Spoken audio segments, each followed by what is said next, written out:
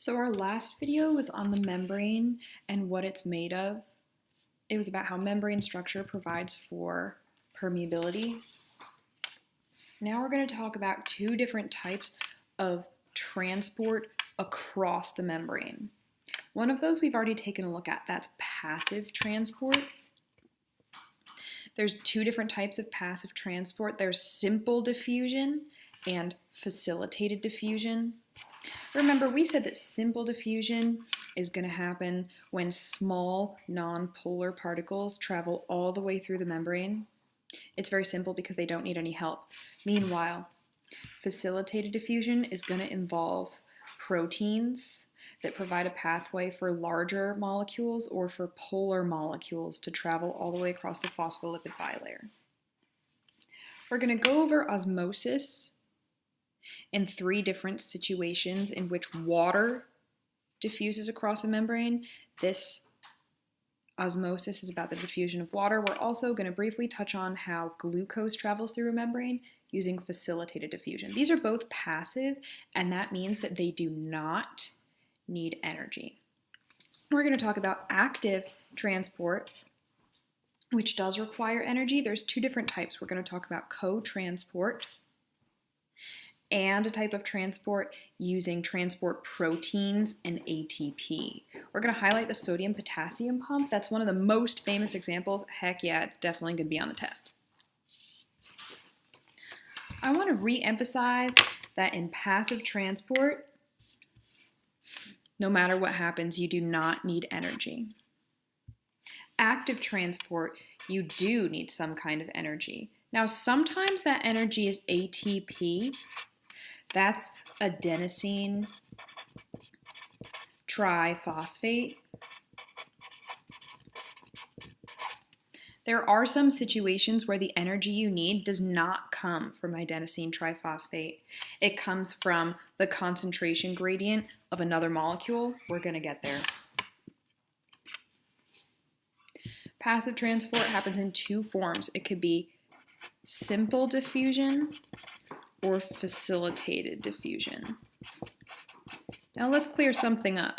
Does facilitated diffusion need energy? In facilitated diffusion, the particles do need help crossing the membrane. The help they need is not energy because they're still moving from a high concentration to a low concentration. So they're still moving down their concentration gradient.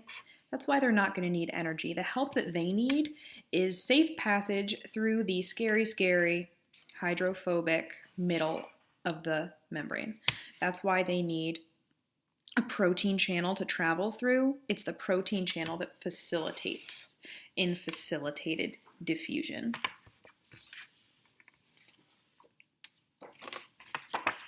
So once again, even if you're facilitated, that doesn't mean you're facilitated by energy. You're instead facilitated by proteins.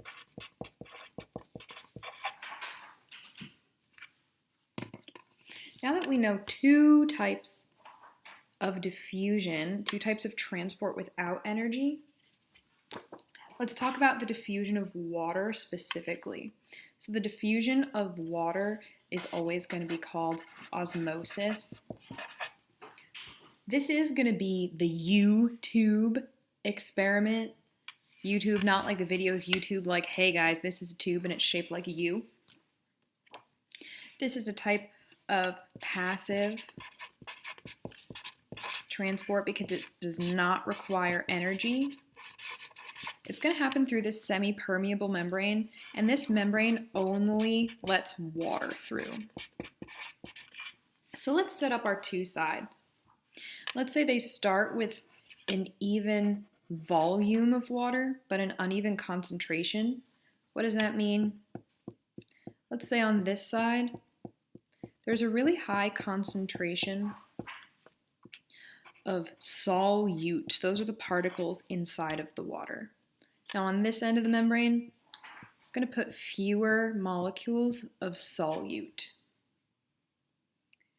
That means that on this side of our U tube, the water concentration is high. But on this side, because there's so much solute, we're going to say that the water concentration is low. If this membrane was permeable to everything, the solute and the water,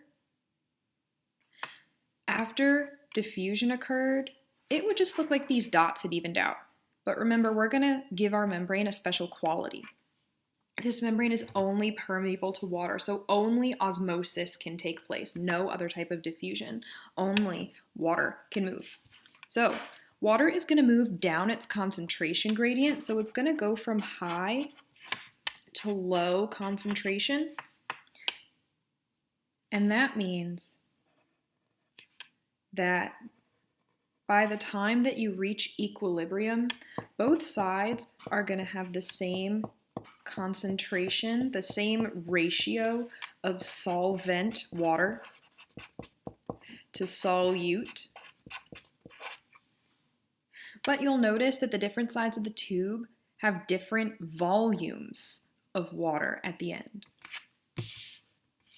This is exactly why when you salt a slug, he die.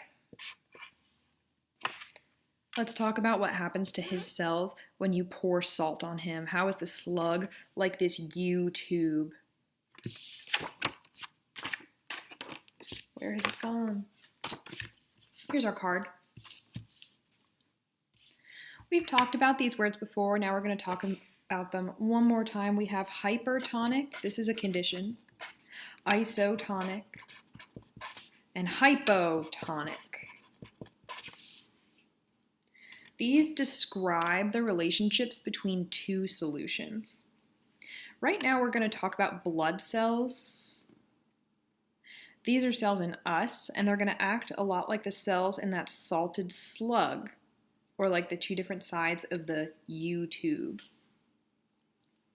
If your environment is hypertonic to your cells, that means that your environment has a higher concentration of whatever we're talking about. Right now we're going to talk about salt. Hyper means high or more, so there's more solute on the outside of the cell compared to the inside. So just like in the U-tube, water is going to move from an area of high water concentration to low water concentration. So that means that water is going to leave the cell. Water is going to leave because it's going to go down its concentration gradient. Now, what does that mean for our cells? It means that they're really going to shrivel up. Blood cells usually look like these round inner tubes, but they're all shriveled up now because their environment is hypertonic, causing osmosis to occur down water's concentration gradient. This arrow tells us that water is moving out of this red blood cell. What if things are isotonic? Iso means the same. That means that the concentration of particles is the same outside the cell as it is inside the cell. Does that mean that water never moves? Absolutely not. Osmosis is going to happen across the membrane all the time. But it's going to be happening pretty equally in both directions because water is not traveling from an area of low concentration to high because both places have the exact same concentration. Now, our third scenario is hypotonic. Hypo means low. Hypoglycemia means that you have low sugar. Hypothyroidism means that your thyroid works less than it should. Hypotonic environments have less solute compared to the inside of the cell. Now, we're still talking about osmosis here, so what's going to move is not the solute. Because this is osmosis, the only thing that can move is water. So water is going to move from an area of high to low concentration. That means it's going to move inside of the cell to try to even out the solute to water ratio. What does that look like for a cell? For a red blood cell, it looks like it pops like a balloon. Seriously, this happens. Your cells can burst because too much water has entered the cell through osmosis. No energy was involved in causing this to happen? Just diffusion. Remember, in the isotonic environment, movement of water did happen, but there was no high to low concentration gradient. Everything was even. So our cell is looking pretty darn good. Some water moves in, some water moves out. There's no net loss of water, and there's no net gain of water. So let's bring it back to the slug. How did Mr. Slug die when we salted him? When we salted him, we put him in a hypertonic environment where there was way more solute on the outside of his cells than there was on the inside. The water of his cells moved down its concentration gradient. So it left the cell, and these cells of the slug shriveled up, and the poor guy died. Remember that this was all about diffusion. That's a type of passive transport that does not require energy. So let's start talking about things that do require energy. We're not always going to be able to travel down our concentration gradient. Sometimes cells need to get materials either transported in from the outside, or they need materials to leave against their concentration gradient. So how can things be moved against their concentration gradient? In two ways. One is called co-transport. The other involves a pump. Let's talk about co-transport first. Just like facilitated diffusion needs proteins, active transport needs proteins and energy. This is a co-transport protein. It will be embedded in a membrane just like the other proteins we've been talking about. So we have step 1 of active transport. We have a protein. Now we need step 2, which is energy. In co-transport, two different things move through the protein at once. One is moving down its concentration gradient. In this scenario, look at this hydrogen. These ions have high concentration outside of the cell and low concentration inside. That means that they're naturally going to want to move this way. They want to get away from each other. They don't want to be so close. Instead, they're going to go to an area where there's a lower concentration of these hydrogen ions. Now, meanwhile, inside this exact same transport protein, something is going to get co-transported. That means that it's going to be transported at the exact same time that these hydrogen ions are passing through the protein. In this case, we're going to talk about sugar. These are glucose molecules. Our cells need glucose for energy, so of course they're going to want to bring more inside of the cell. But what about when there's already a pretty high concentration on the inside, but we still want more? We need to harness the energy of one concentration gradient to allow glucose to move against its concentration gradient. So glucose is highly concentrated on the inside, and the concentration of glucose is low on the outside. Without energy, glucose would prefer to move in this direction out of the cell.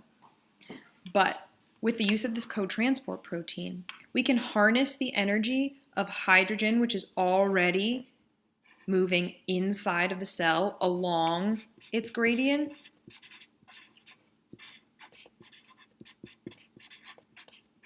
And like it's carrying a backpack, this helps us carry glucose from the outside to the inside against the gradient. To make this happen, remember that we needed the protein, but we also needed energy. We did not need ATP. That's what we typically think of.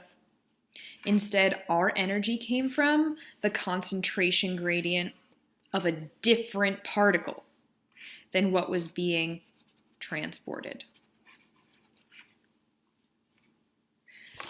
Remember, this is only one type of active transport. We talked about co-transport. It does not involve ATP. Now we're going to talk about one that does. This is a really famous example. This is the sodium-potassium pump. For all of you taking psychology, you might have already seen this. It's super important to the functioning of our neurons. This is the worst drawing ever of the inside of a neuron. At all times, so that our brain cells, our neurons can function, we want to have a lot of potassium on the inside and a lot of sodium on the outside. Now, if these membranes were permeable to sodium and potassium all the time, then these two things would try to diffuse across the membrane and reach equilibrium. That means there would be an equal amount of sodium on this side as there was on this side. We don't want that to happen because then our neurons couldn't communicate with each other.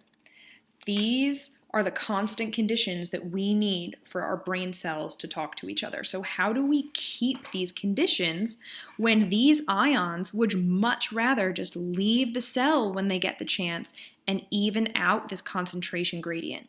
We use something called the sodium-potassium pump. This little clamp here, the claw, this is the protein.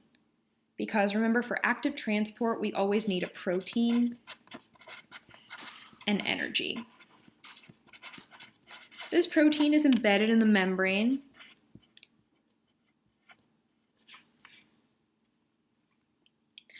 And what it does is it takes 3 sodium ions out of the cell as it brings in 2 potassium ions. It brings 3 sodiums for every 2 potassiums. Now by shooting this guy out of the cell and grabbing this one and bringing him in, it's maintaining these constant conditions. How does it make that happen when our concentration gradient would like for equilibrium to be reached? It needs to use ATP. Remember we said that's adenosine triphosphate. It's just a molecule, but it's so important. This is our ATP, adenosine triphosphate,